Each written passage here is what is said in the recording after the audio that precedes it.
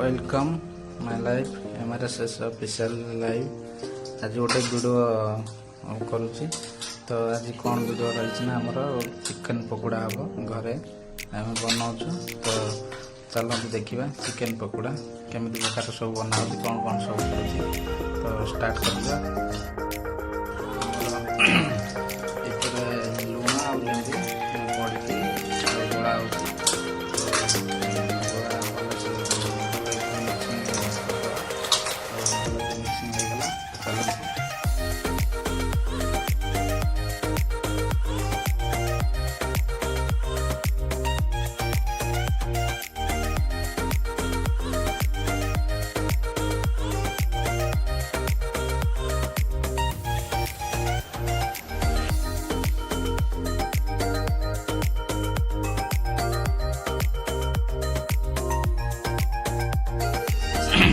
मसला भी रेडी होगा पड़ो बोली सब हिसाब से जी आवश्यक आमर ये हूँ चिकेन मसला तो ये हूँ धनिया पाउडर तो ये हूँ लंका गुंड ये हूँ करी पाउडर आमर जतक सब मसला रेडी होगा तो आ भितर आमर चाट मसला भी अच्छी तो ये पड़ी तादे गोला हम ये मसला सब रेडी होगा ठीक अच्छे सब पकईकि सब मसला जहाँ भी मुझे देखली आप सब पड़ जा तो पकईकि से सब गोला हो चिकेन पकोड़ा सब जिन पकईकि तो भल से मिक्सिंग करदे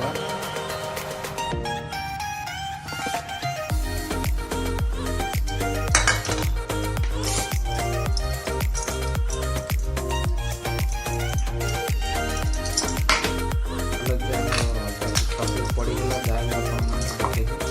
सब से पड़गला तो भल से मिक्सिंग आमर जुआणी आशी ये पकईदे टे पकोड़ाटा मानने भल देखा तो स्वाद भी भल आसो सांगे आमर हूँ ये मानने अंडा अंडा भी थुआई सी भी पड़ो तो सी पड़ी तो भल से मिक्सिंग हम भल से गोला हम तो ये भल से सब पड़ी तो मिक्सिंग भल से होगला तो कौन कर मिक्सिंग सरला 10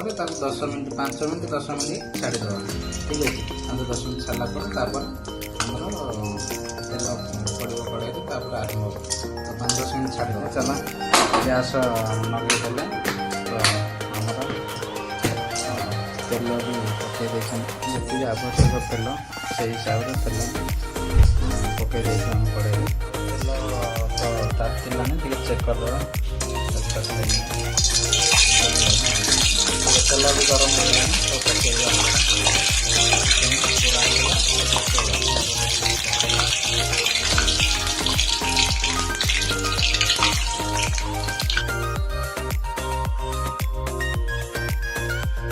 तो भल से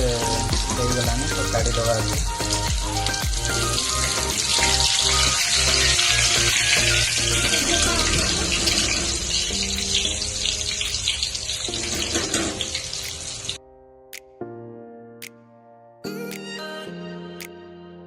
अच्छे चिकेन पकोड़ा आमर रेडी हो जाए तो खाइबापी रेडी तादेह आमर टमाटो सॉस टे आसला टमाटो सॉस टे आसला ओके केमती टेस्ट